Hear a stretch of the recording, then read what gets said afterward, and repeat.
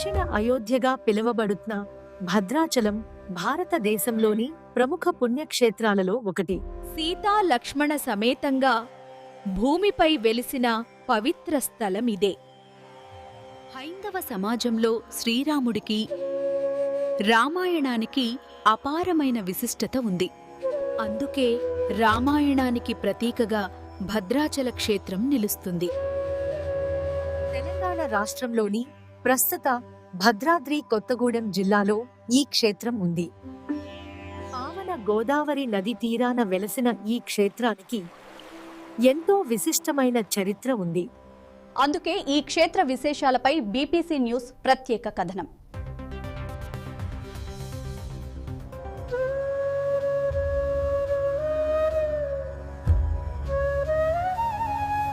భద్రాచల ఆలయానికి పునాది త్రేతాయుగంలో రాముడు అరణ్యవాసానికి బయలుదేరిన సమయంలోనే పడుతుంది. అయోధ్య నుంచి వనవాసానికి బయలుదేరిన శ్రీరాముడు 10 సంవత్సరాల నడక ప్రయాణాన్ని పూర్తి చేసుకున్నాడు.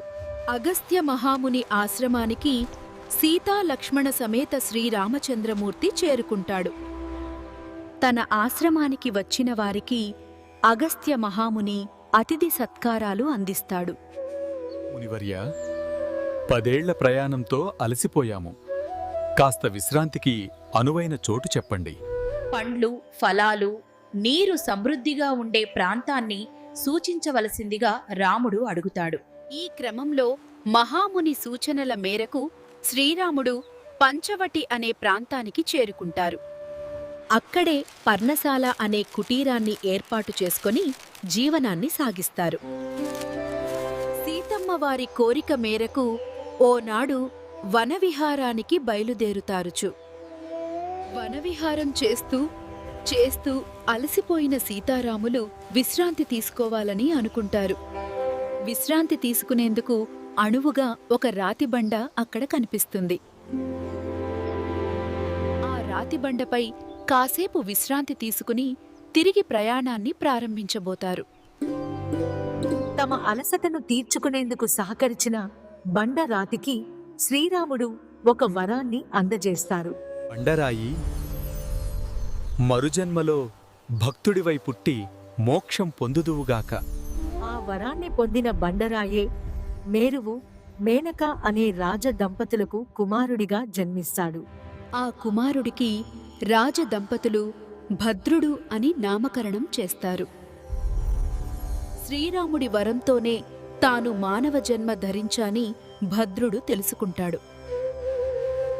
తిరిగి శ్రీరాముడి దర్శనం కోసం తపస్సు చేసేందుకు పూర్వపు ప్రాంతానికే చేరుకుంటాడు.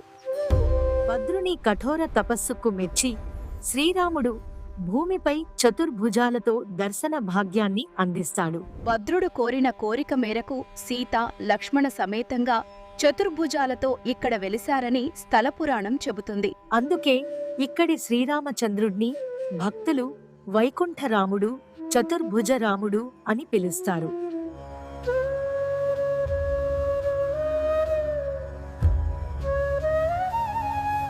భద్రాచలానికి పురాణ ప్రాశస్త్యంతో పాటు ఘనమైన చరిత్ర కూడా ఉంది.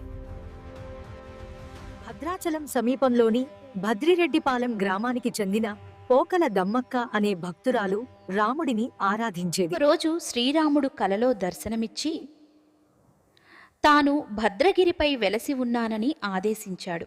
ఈ విషయాన్ని దమ్మక్క గ్రామ పెద్దలకు తెలియజేసి దమ్మక్క భద్రగిరిపై స్వామివారు వెలసిన ప్రాంతాన్ని గుర్తించి అక్కడ పందిరిని నిర్మించింది.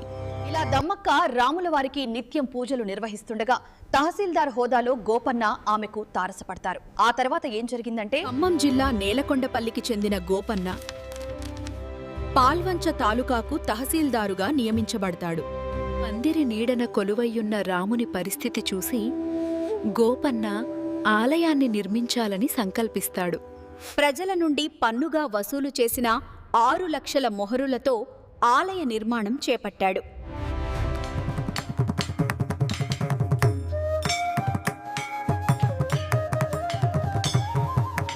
ఖజానాకు రావాల్సిన సొమ్ముతో ఆలయాన్ని నిర్మించాడనే విషయం నవాబ్ తానీషాకు తెలుస్తుంది.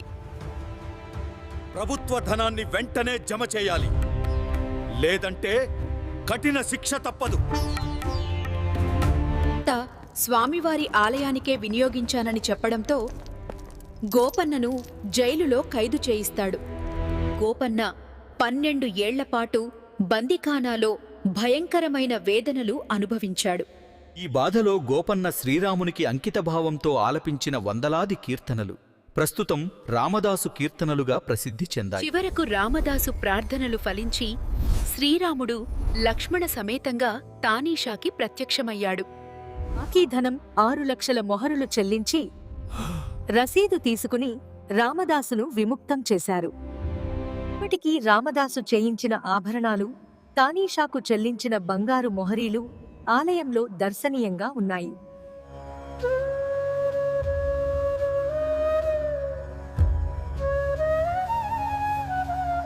తన భక్తుడిని రక్షించేందుకు శ్రీరాముడే స్వయంగా తరలివచ్చిన పుణ్యక్షేత్రము ఈ భద్రాచల దివ్యక్షేత్రం. ఇప్పుడు ఇక్కడి పూజా విశేషాలు చూద్దాం. పరతత్వంలో అపూర్వమైన క్షేత్రం భద్రాచలం.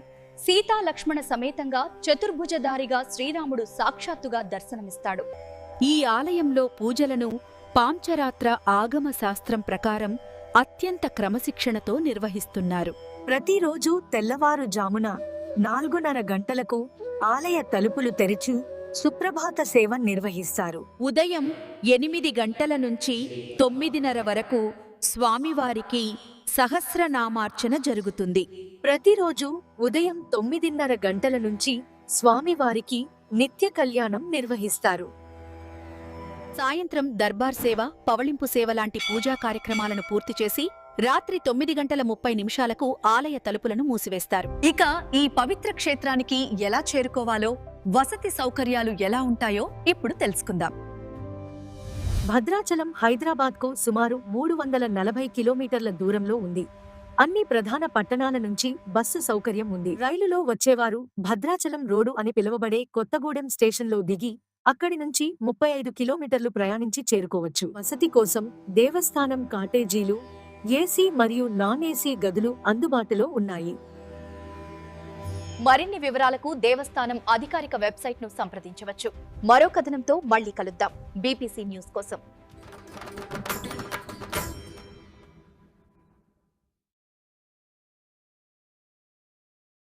చూశారు కదా భద్రాచలం క్షేత్ర విశేషాలు.